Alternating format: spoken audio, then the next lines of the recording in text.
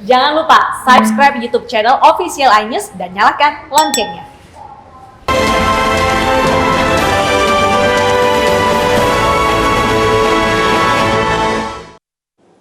Kita awali informasi malam hari ini, pemirsa, di tengah perayaan Lebaran, banjir dan longsor terjadi di kawasan wisata Danau Toba, Kabupaten Simalungun, Sumatera Utara. Akibat bencana ini, lalu lintas lumpuh dan harus dialihkan.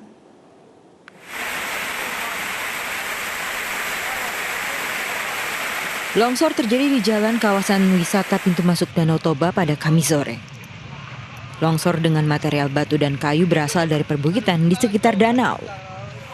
Banjir juga melanda jalan lintas Sumatera di kota Parapat, Simalungun, Sumatera Utara. Sejumlah kendaraan harus diputar balik karena banjir dan longsor ini. Aktivitas warga yang sedang ramai pun terganggu, terlebih lagi di tengah perayaan Lebaran. Petugas pun mengalihkan lalu lintas yang jalannya terimbas banjir dan longsor.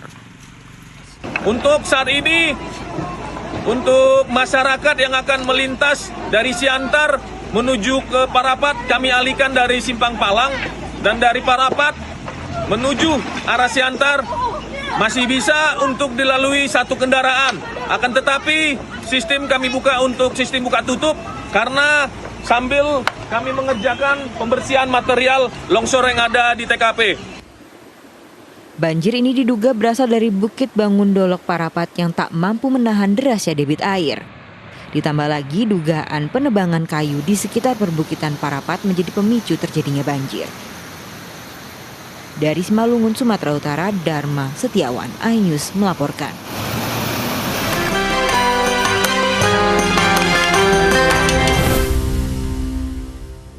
Pemirsa, Masjid Agung Sunda Kelapa menjadi salah satu masjid di Jakarta yang tetap menggelar sholat Idul Fitri. Sementara itu sejumlah warga Jakarta masih menggelar sholat Id di jalanan.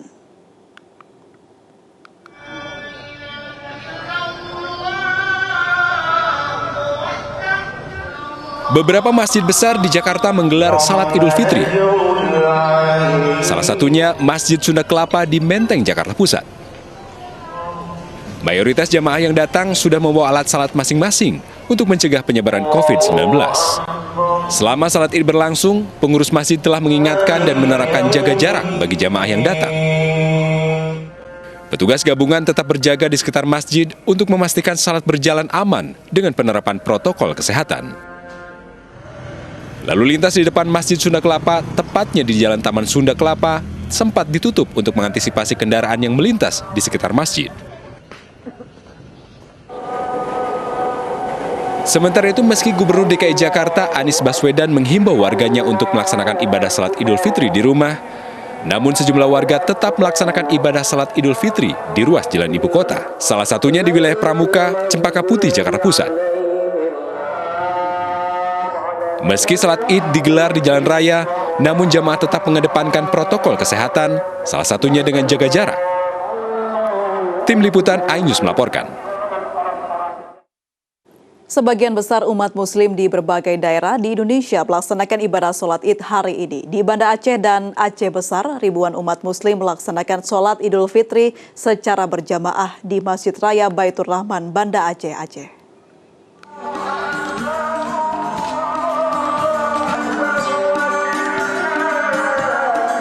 Meskipun masih di tengah pandemi COVID-19, animo warga untuk tetap melaksanakan salat Id secara berjamaah sangat besar sekali. Ribuan umat muslim di Banda Aceh memadati Masjid Baitur Rahman Banda Aceh untuk melakukan salat Id pagi tadi. Warga mengaku tak khawatir karena salat Id di Masjid Baitur Rahman ini menerapkan protokol kesehatan ketat. Setiap jamaah wajib memakai masker, mencuci tangan, dan dicek suhu tubuhnya. Salat Id hari ini dihadiri sekitar 9.000 jamaah, dan sebagian besar jamaah salat di luar masjid karena kapasitas masjid tidak mencukupi. Di Medan, Sumatera Utara, ribuan jamaah dari berbagai penjuru di kota Medan memadati Masjid Raya Al-Mashhun untuk melakukan salat Id. Protokol kesehatan dilakukan dengan ketat. Jamaah yang akan masuk ke dalam masjid harus melewati bilik disinfektan terlebih dahulu. Pihak panitia juga menyiapkan masker untuk jamaah yang lupa membawa masker.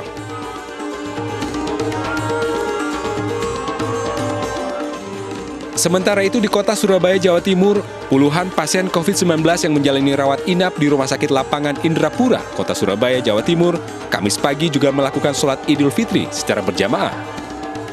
50 pasien COVID-19 ini merupakan pekerja migran Indonesia yang terpapar COVID-19 di tempat kerjanya di luar negeri.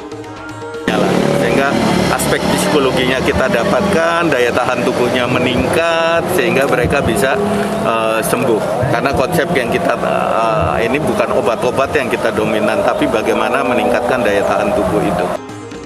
Pihak rumah sakit sengaja menggelar sholat Id sebagai salah satu dukungan bagi pasien agar segera sembuh dan dapat segera berkumpul bersama keluarganya. Dari Aceh, Medan, dan Surabaya, Tim Liputan iNews melaporkan.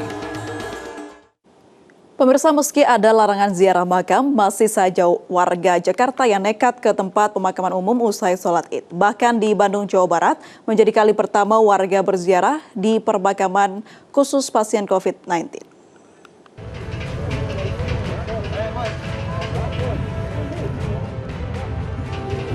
Meski ada larangan untuk tidak berziarah makam pada 12 hingga 16 Mei, tempat pemakaman umum Kober Jatinegara ramai didatangi peziarah di hari pertama Lebaran. Tak ada petugas yang berjaga membuat peziarah bisa masuk ke TPU.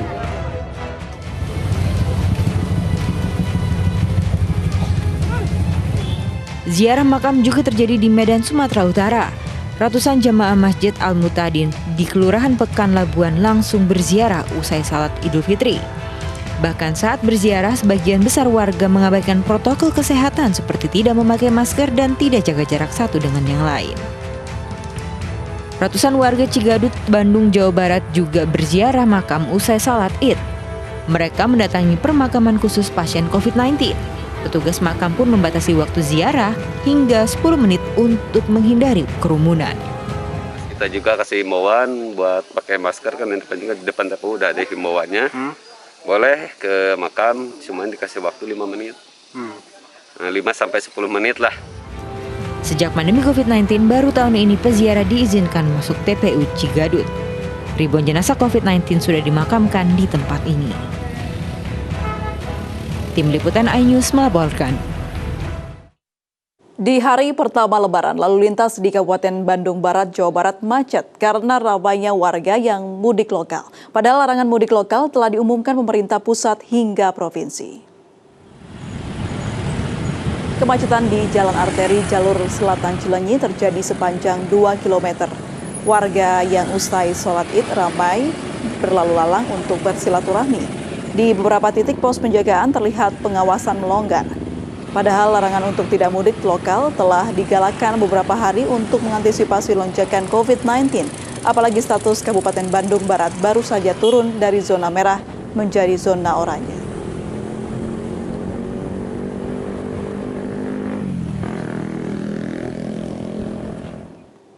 Terjadi peningkatan jumlah kendaraan yang akan mudik di ruas tol Jakarta Cikampek di hari perayaan Idul Fitri. 2.000 lebih kendaraan diputar balikan petugas karena tidak mengantongi dokumen syarat melakukan perjalanan. Lonjakan signifikan dari jumlah pengendara Kamis malam terjadi di ruas Jakarta Cikampek kilometer 31 di titik pos penyekatan Cikarang Barat 3. Pelanggaran masih didominasi kendaraan pribadi dan truk pengangkut barang. Mereka yang melanggar sanksi berupa diputar balikan ke Jakarta dari gerbang tol Cikarang Barat 3.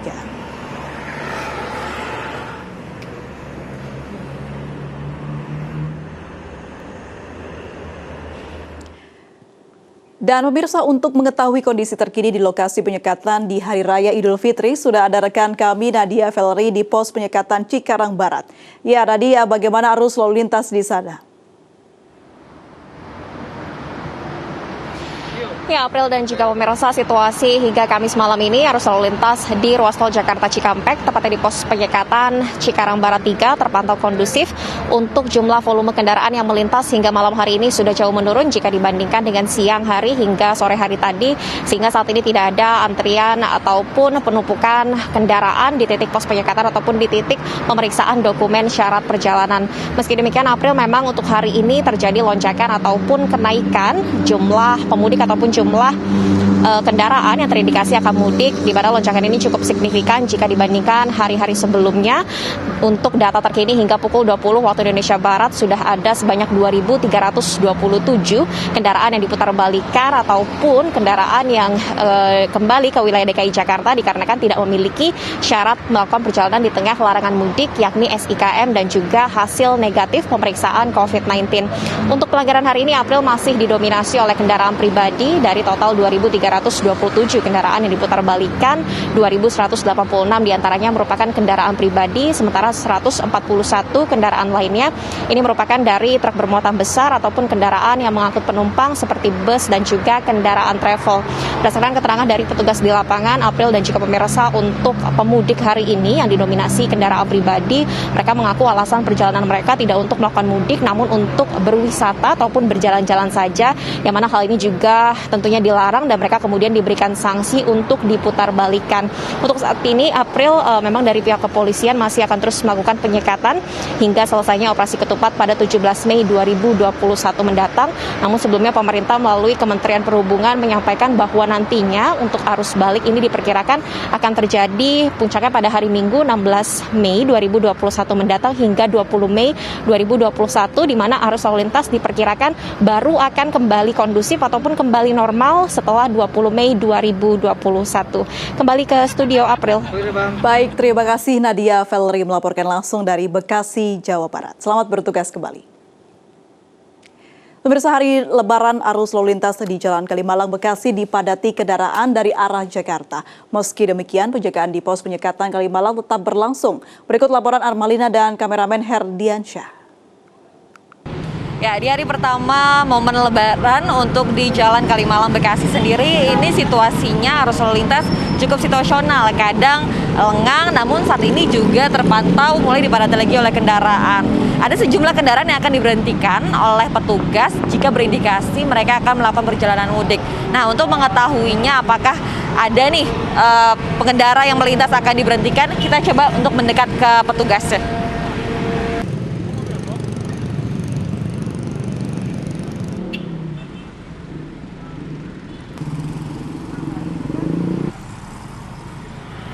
Nah, ini baru saja petugas mendapatkan kendaraan yang berplat di luar Jakarta dan juga Bekasi. Kita akan langsung menanyakan apakah mereka akan melakukan perjalanan mudik atau tidak.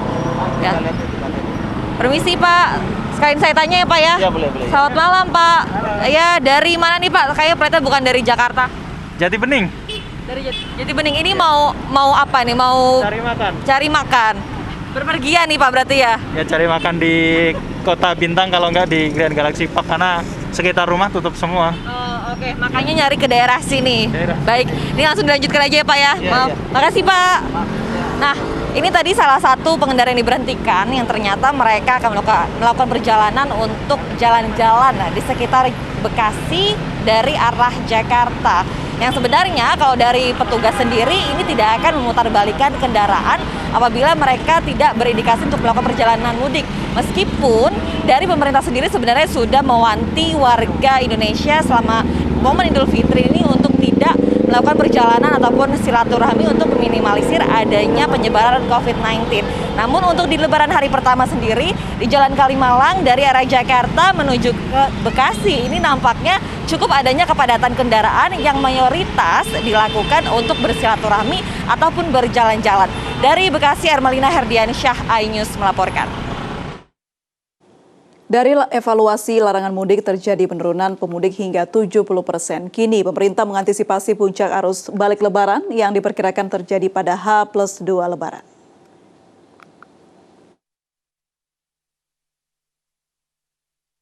Penerapan larangan mudik sejak 6 hingga 17 Mei 2021 dinilai efektif menurunkan jumlah pemudik. Dari hasil evaluasi menyebut ada penurunan pemudik hingga 70%, namun artinya ada 30% warga yang nekat mudik. Pemerintah pun mengantisipasi potensi arus balik Lebaran yang diperkirakan terjadi pada hari Minggu mendatang. Warga pun diminta untuk kembali lebih awal atau lebih lama dari prediksi tersebut. Ada preferensi untuk mudik balik pada hari Minggu tanggal 16. Nah, oleh karenanya upayakan jangan di tanggal yang sama. Ya, kalau tidak ada lebih awal atau di belakang, karena hari itu pasti ada suatu konsentrasi. Arus balik mudik diprediksi pada 16 hingga 20 Mei mendatang. Diperkirakan 3,6 juta pemudik akan kembali pada H+2 Lebaran. Pengendalian transportasi sektor darat memiliki tantangan terbesar dibandingkan udara dan laut, sehingga akan diperkuat penjagaannya dari berbagai lini. Tim Liputan iNews melaporkan.